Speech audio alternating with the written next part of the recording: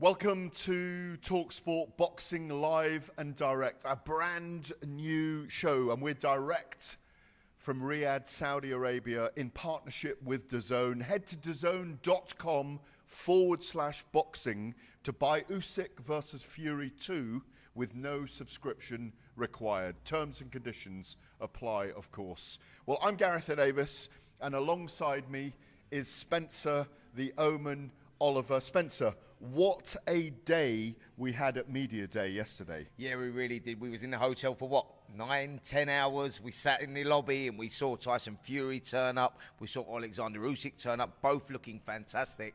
By the way, what a day. It was indeed. Let's get into that detail. As you say, we saw both fighters enter and exit the Hilton. We were around them. They were with different types of entourages.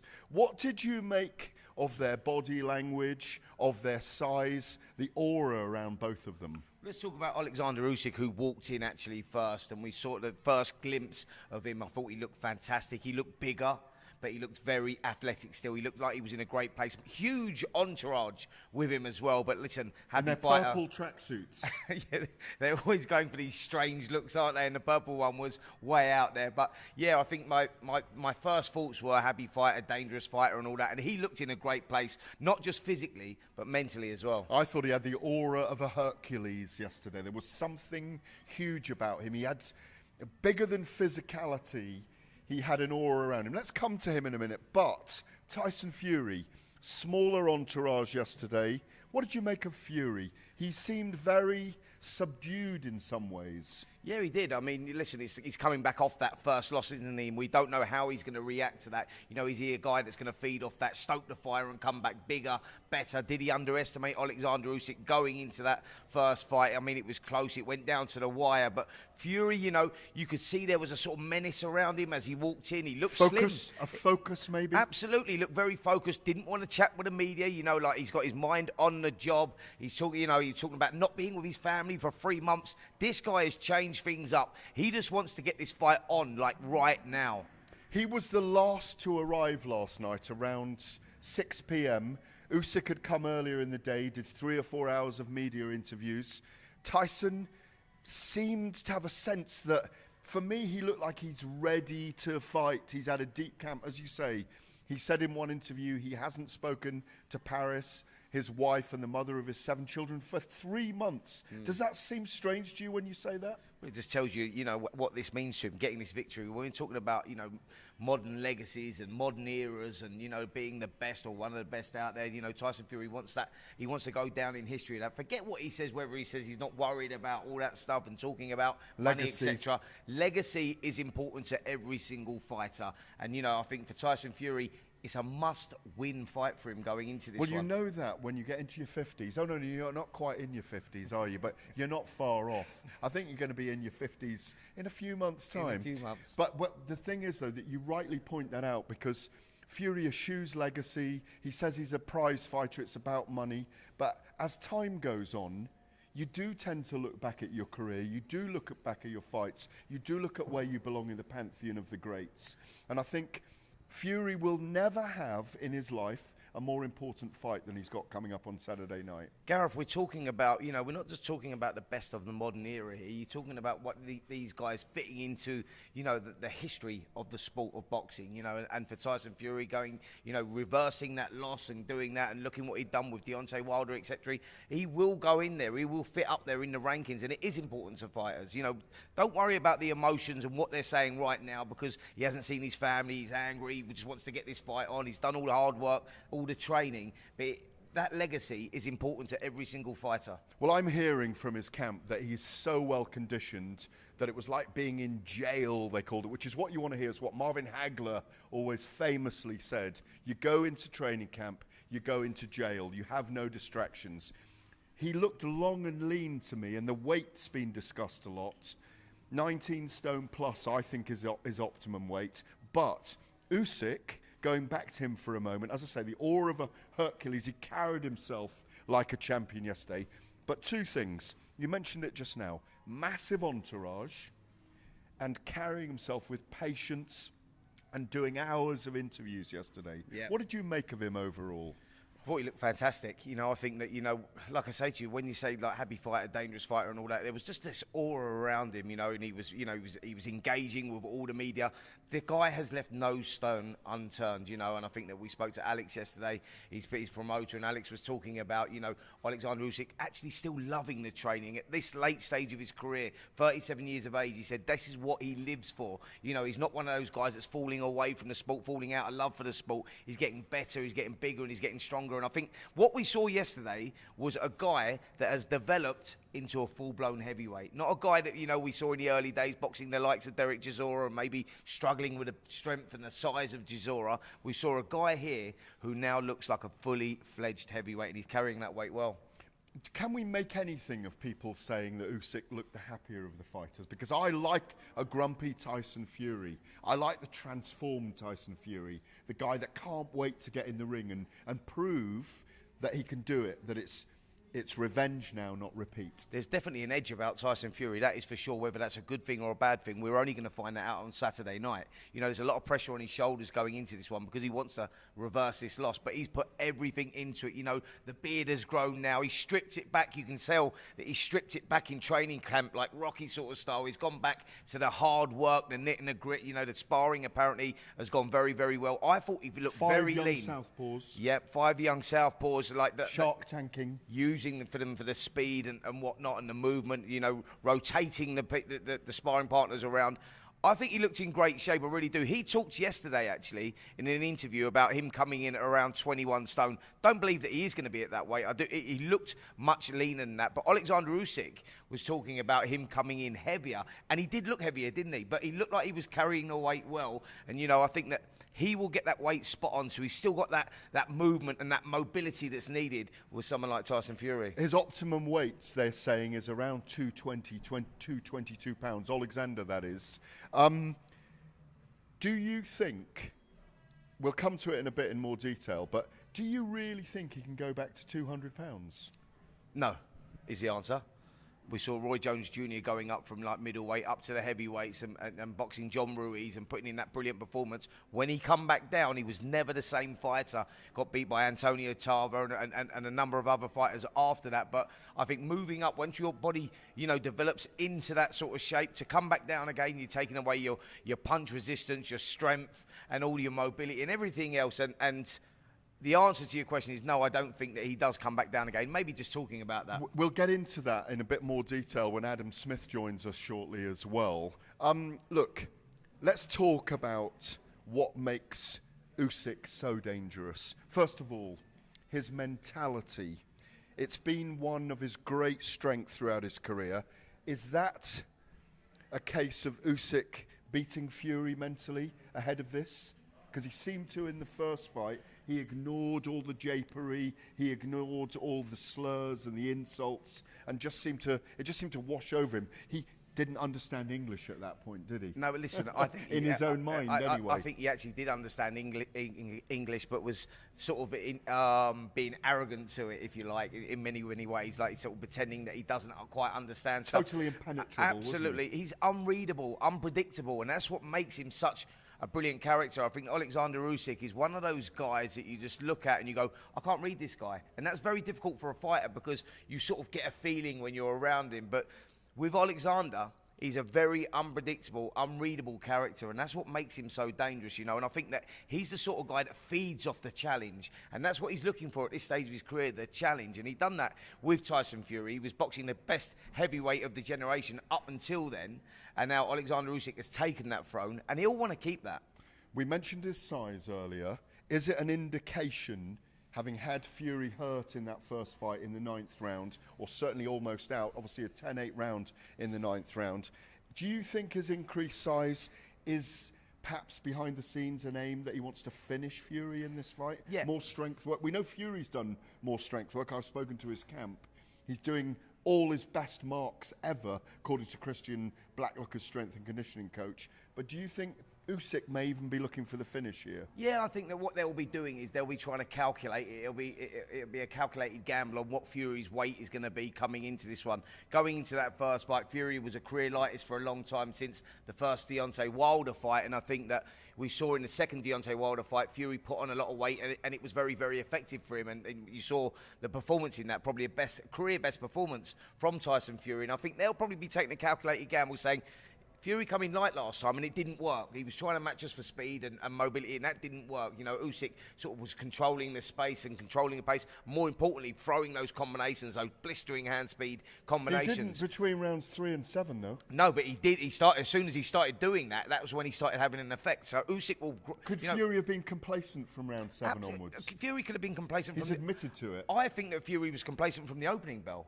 I mean, there's a lot of talk about. I thought he started slow. He started very slow and on the back foot. Oleksandr using Usyk the ropes. won those first 3 rounds without a doubt.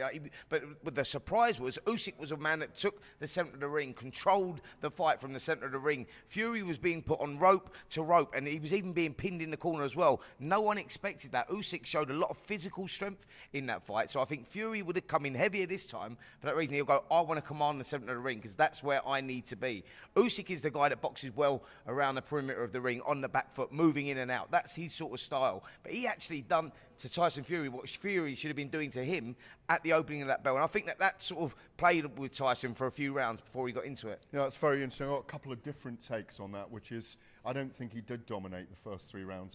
I disagree with that. I had Fury winning 3-7, and I had him 5-2 up after 7. But there were some kind of there were a couple of pick'em rounds there. Indeed, they were. You could have gone one way or the other. But I agree with you on the fact that Fury needs to start this time, use his jab, keep his left hand up more as well, because it was very low, and he did use the ropes too much. Absolutely, and I'll tell you another problem that Tyson Fury had. Not only was he keeping his left hand low, but with his right hand, his backhand, he was keeping it in front of his chin and coming up. Oleksandr Usyk, as we know through the southpaw stance, likes to go round the side of the guard with that left hand, that backhand. And that was the shot that nailed Fury in the 9th round. But you could see it coming. He was looking for that all the time. And as soon as he landed it, he went with combinations. So tactically, minor adjustments. Nothing major here. This is another fascinating fight because we don't quite know where both guys are at right now going into this one. One of the things that Fury did do very well throughout the whole fight was his feints, though. Certainly up to the 7th round or 8th round. He's always done that, but there was not like. It was becoming a little bit predictable, the feints, because with Fury, he normally switches orthodox southpaw. You never know where anything's coming from. There was lateral movement. We didn't see any of that in the first fight. And with Fury, he was like, just feinting. Oleksandr Usyk's too smart for that. You know, he's met a guy that's matched him for boxing IQ. So Fury has to do something different, use his attributes to his advantage. He didn't do that before, and his attributes are his reach, his height, his strength, and he had to use them, but he didn't. Well, we mentioned Alex Krasiuk interviewing with us about, like yesterday with Spencer and I, about Oleksandr Usyk potentially going back down to cruiserweight if he beats Tyson Fury. Well, Adam Smith's going to join us now on the sofa, and we're going to ask him, first of all, Adam, the first question. Welcome, of course, to Riyadh, to Boxing Live and Direct. Good to see you too. Can you believe, you've been around a long time in the sport, you know about the Roy Jones Jr. story, went all the way from middleweight to heavyweight in his career, was probably one of the greatest ever, but once he put that bulk on, he wasn't the same again. What do you think about Alex saying that Oleksandr could go back down to cruiserweight? I think first of all, we've got to concentrate on Saturday night. I mean, it's the heavyweight championship of the world. I think what happens beyond, I was in Oleksandr's camp a couple of weeks ago for a few days, and he was saying that he wants to fight on. I don't think he really is thinking beyond December the 21st in the who to fight. I just think he loves boxing. He wants to continue. I don't think he should come down to cruiserweight. I agree with Spencer. We were around for the Roy Jones era. He was phenomenal. I think he would have been remembered probably as one of the top 3-4 of all time had he retired after the John Ruiz fight. But he came back down, and after that he was never quite the same. So I think Usyk's proved everything at cruiserweight. And at heavyweight, beating the likes of, obviously, Dubois, AJ twice, and Fury. If he does it again on Saturday night, he's got nothing to prove anyway. Here's the thing. But he just wants to fight on, Here's which the is thing. great. I think people want to see him fight a cruiserweight, fans of the sport, because of Jai Opetaia at the moment. But why not Jai could come up. This is what I was going to say. What about Jai coming up to heavyweight? I think Jai wants to come up to heavyweight. I think he'll finish off his cruiserweight business. I think he's pound for pound already one of the best, and I'd love to see him in the heavyweight division. We've got another great southpaw coming through on the card on Saturday night in Moses Itauma.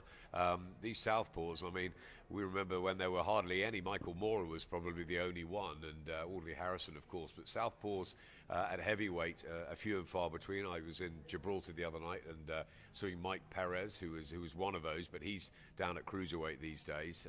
I'd like to see Jai Opetaia and Oleksandr Usyk potentially meet, but up at heavyweight. Right, a question for both of you. The final question for the moment on Oleksandr Usyk. I'll come to you first, Spencer. Does Usyk, having beaten Fury in the first fight, does he have the blueprint in his armoury now to beat Fury a second time and make himself unassailable?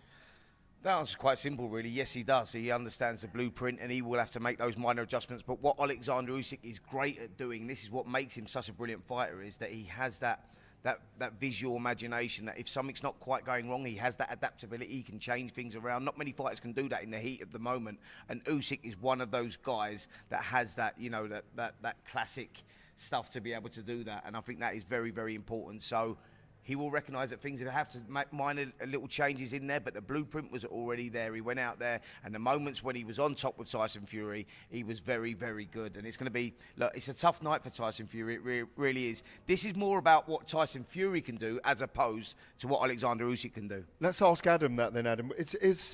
Does Fury have to adapt so much because Usyk has the blueprint? 100%. It's about Tyson Fury, this fight, and I think that's what he knows. He was talking about him winning the fight for a long time, Fury, and then admitted at the press conference that he lost the fight. And I think he's looked at himself in the mirror, losing for the first time. Yes, maybe he did to John McDermott all those years ago.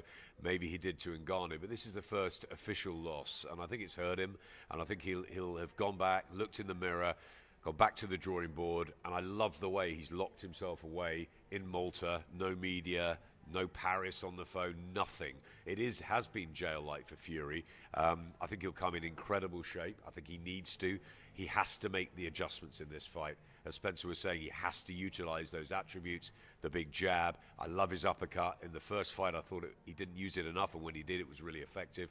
The body shots are obviously crucial. His size, his weight, all of that. But with that comes risk, because Usyk is so good on his feet. He's such a good counter-puncher, and that left hand is a wand. So, yeah, Fury's got to be very careful in doing this, but he's got to take some risks in this fight to win it, and I think Sugar Hill knows that as well. Let's stay on Fury now then, guys, because as you rightly mentioned there, Adam, that maybe he has to take risks in this fight. Spencer, if you were in Sugar Hill's position, and we know that Andy Lee is not going to be in the corner this time. I think he's working the broadcast with you, Adam. What would you be doing for Fury this time around? What would you have been asserting that he needs to do from the opening bell? Stamp his authority early, you know, hold that centre of the ring, you know, use those attributes that I've been talking about, not just the jab and the straight crosses, but putting some shots together. It has to be educated pressure. But when you get to this level and you're going in there and you're daring to be great and daring to be one of the all-time greats, you have to take risks.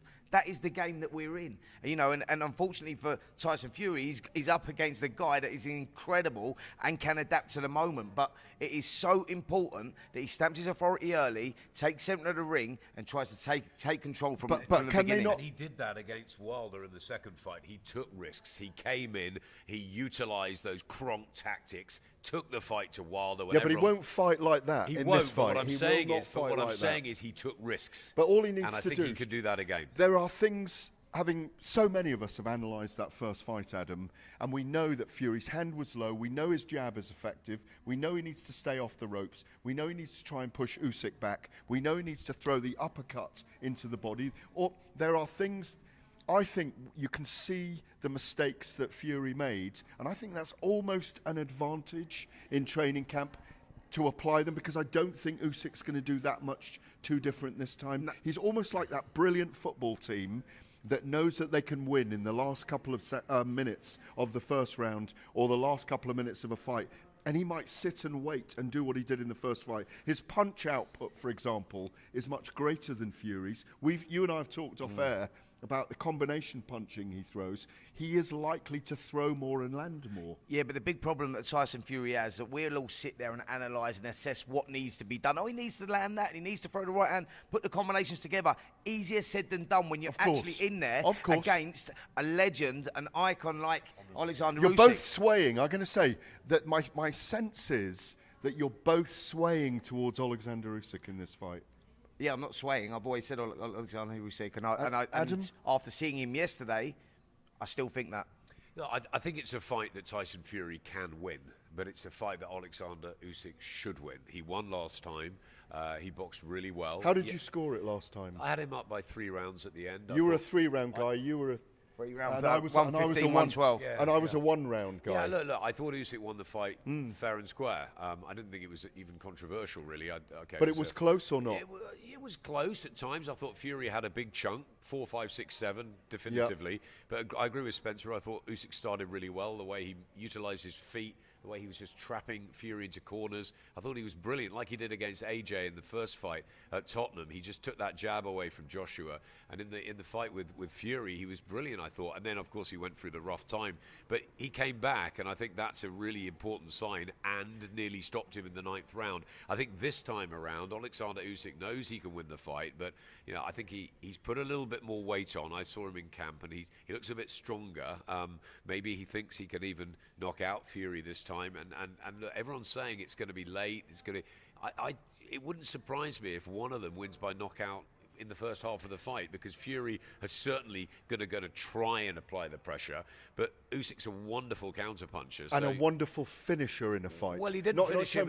What I mean is in those last championship rounds, he is brilliant. Yeah, he showed it against I think Joshua Fury in the came second back fight. well in the championship rounds as well. I'm actually glad the fight wasn't stopped in the 9th round, because we got 3 more great rounds. Yeah. I think it's going to be a fantastic fight again. It's something that, again, I say I'm leaning towards Usyk. I mean, we've got to wait and see what unfolds. It's heavyweight boxing. But Usyk won it last time, therefore he goes in as a favourite. Can Fury win it? Definitely, if he gets it all right. But there's so many ifs and buts, and you've got to, Gareth, look at Fury's legs, because he's is he an old 36 and Usyk's a young 37? Is he? Well, I mean, he's had the Wilder trilogy. He didn't look good against Ngannou. Chisora fine. Dillian White was an easy fight, and then he had the tough fight against Oleksandr Usyk. But he's brilliant in rematches. He's brilliant with his back up against the wall, and never ever write off Tyson Fury in anything. So to both of you as well, I want to ask this question, because the camp say they had to get on with that cut last time, and the conditioning wasn't as great. Without the cut this time, could that have made a difference to his conditioning? A valuable point, and a very valuable point. More sparring. Because he stopped sparring. It was Thursday before he arrived here. Yeah, listen, it's a very valuable point, and that will have affected training camp, and when you're in a fight of this magnitude and you've got to stop the sparring at a certain point and then restart it again, it will have an effect on the performance, and that could be one of the reasons why we're looking at Tyson Fury saying, is he slightly on the decline now, and will that be the difference between winning and losing on this one? And that's what Adam was talking about, the ifs, buts and maybes going into this contest. We don't really know. Fury might produce a masterclass and go out there and dominate this one. We really don't know, but you only go off the last performances and how they looked, and the last performances you go, Oleksandr Usyk has to start favourite going Well, there. he is. I think he is with the bookies anyway. Guys, let's just move on. Great stuff. Let's just move on to the undercard. We spoke some of the undercard fighters yesterday, you and I. Dave Allen, what did you make of him? He's obviously fighting Johnny Fisher, who arrives today. Yeah, well, listen, what did I make of Dave Allen? Look, he's mentally in a good place. Dave Allen, it's been no secret. He's highlighted it himself, with sort of mental health issues and, boxing being his saviour on many of those. I think that we sat down with him, Adam, on that. And he's hard to read, Dave. He said that he's had a training camp. He's been given a training camp like he's not had, recently in recent times, since the David Price loss, really. And he said he's in great condition and I'm going to go out there and I'm going to shock the world. But he's a difficult character to read, isn't he? Johnny Fisher is on, he's got the momentum with him right now. He's got to start a huge favourite, but you never quite know with Dave Allen where he's at. You know, not just mentally, but physically as well. It's also a massive opportunity for him on a huge stage, isn't it? Now, Dave is a tricky guy to read. Lovely character, fantastic. He was in a corner a couple of weeks ago in Sheffield. He's training as well these days. I think he'd be very good in that respect. Can he beat Johnny Fisher? It's a big ask. Inactivity, and you know, Dave's blown hot and cold. He was a brilliant sparring partner back in the day, and he's put on some good performances on some great nights at Sky over the years. But that was a long time ago. Johnny Fisher's got momentum. It's a great story. He's rolling with it. You know, he's a wet night away at Stoke, isn't he? But he knows what he is, Johnny, and he's tough, and he's strong, and he can punch, and he's so good. He's great to have on the scene. Really looking forward to it and seeing what Johnny Fisher can produce on Saturday night, and he's got to be a big favourite. And Dave Allen picking Tyson Fury. He's going to, because he's British. He's sparred hundreds of rounds with Tyson Fury over the years. Johnny Fisher, guys, how far can Johnny go? Well, it's an interesting one, isn't it? I mean, you go on that Alan Babbage performance last time out, and he went out there and he just iced him early. You know, no one expected that. He thought Babbage might give him a few problems early on, but Babbage didn't land a punch, what Johnny Fisher is where he was maybe not the most talented boxer, he grafts and he works hard, and in professional boxing, that hard work gets you a long way, trust me. And I think with him, the team up with Mark Tibbs, they've gelled really well together.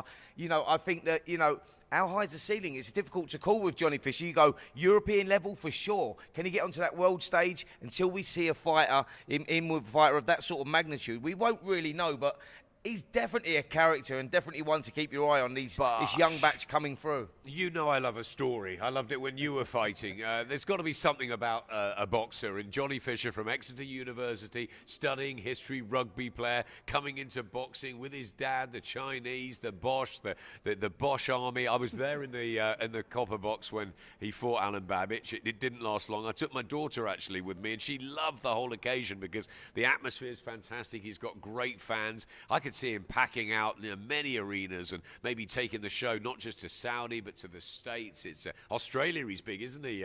The big man. So look, I think Johnny Fisher is what he is at the moment. Let's see if he can make it at domestic level and then move on. But it'd be interesting to see if he can get in this big heavyweight mix. Why not? He's certainly game for it, and that's great to see. A great opportunity for Ishmael Davis against Serhii Bohachuk. But I want to finish off today, guys, with talking about another heavyweight fight. Dempsey McKean from Australia facing a young man who I've liked to label the takeover, Moses Itauma. There's even talk about him potentially fighting Daniel Dubois next year. Let's just chat about this. Moses Itauma, he's a big favourite in this fight, yet Dempsey McKean, given what he did against Filip Hrgovic, lost the fight, but he's a difficult opponent. Moses Itauma's got the opportunity to rubber stamp himself as going upwards against a proper test for him this time. How good can Moses Itauma be? He's the future of heavyweight boxing. That is a fact. It's not if he wins a world heavyweight title, it's when he wins a world heavyweight title. You know, 19 years of age, and the kid is improving all the time. The stories you hear around the gym, sparring with all the big names, by the way, in there, and how he's getting on in those sparring sessions, and then we see him, you know, can he convert that into real life, into the boxing ring? Well, yes, of course he can. Look what he done to Mariusz Wach last time out. The guy can fight. He's unbelievable, and I think he is the future of heavyweight boxing. No doubt about that. Dempsey McKean's a big character, by the way. Lovely guy, big character, but stylistically maybe made for Moses going into this one, straight backed. And he's got a lot of heart. And if you've got a lot of heart standing in front of Moses Itauma, you're in for a tough night, trust me. He's a slick southpaw that can whack. Absolutely. I was with Adam Azim the other day, and I love the young generation coming through, the next breed, and I think Moses Itauma is so exciting. He could have absolutely everything. It is early days, it's the embryonic stage, but what he did to Mariusz Wach, and I spoke to Mariusz, who was training in camp with Oleksandr Usyk, and he said, you know, it was the speed and the angles that were just too much. I think he's a phenomenal talent. I think he's mature beyond his years. He's got a great team around him, and I think that is the future of heavyweight boxing, and I think they're going to move fast with him. So I'm looking for a big performance knockouts on Saturday night. Dempsey's a difficult fight. It's a hard style. But look, Moses has been in with Fury recently in sparring, and we've heard very good reports out of that. And I think he's the real deal, Gareth. He's 10-0, 8 knockouts. He could be 11-0 with 9 knockouts on Saturday night. I really hope, given what everyone's saying about him, Lawrence Okoli speaking about the hardest sparring sessions he's ever had against him recently when he was a 15-year-old. Joe Joyce, fighting Joe Joyce, taking school uniform off at the age of 16. Everybody talks so highly of him.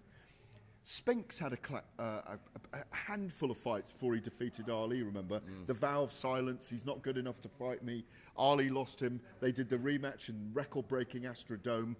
Obviously, Ali won that second fight. I hope that they throw him in because you know what? He could just light up the world. We spoke about it over breakfast. Like Mike Tyson did. Yeah, exactly. He might break the record if he does it by May next year. We spoke about it over breakfast. This guy, by the age of 23, might have those giant entourages around him, be worth hundreds of millions. Because look at the fights he could have with Dubois, with Parker, maybe even with Usyk. There's so much in him, and you have to pinch yourself. Not with Vladimir Klitschko, who'll be 30 years older than him. No, he won't. We're not that, seeing. We can't see that one. Definitely not. No, it's just beyond the bounds, isn't it? Yeah. But this kid, maybe he's just good enough, so he's old enough. Listen, Fraser Clark was talking about it on Talk Boxing, wasn't he? He was in the studio with Simon Jordan. He said, look, when we mentioned Moses, he said, look, the kid is the future of heavyweight boxing. That's a current boxer right now saying that, and Fraser's at a good level as well. So, yeah, I think it's a matter of time, isn't it, Adam? I love that. You know, Mike Tyson, when he lit up the scene, young and hungry, and everyone was frightened with him. And I think, look, Moses is very, very good. I just want to see him have maybe a couple more. 10-0 is young.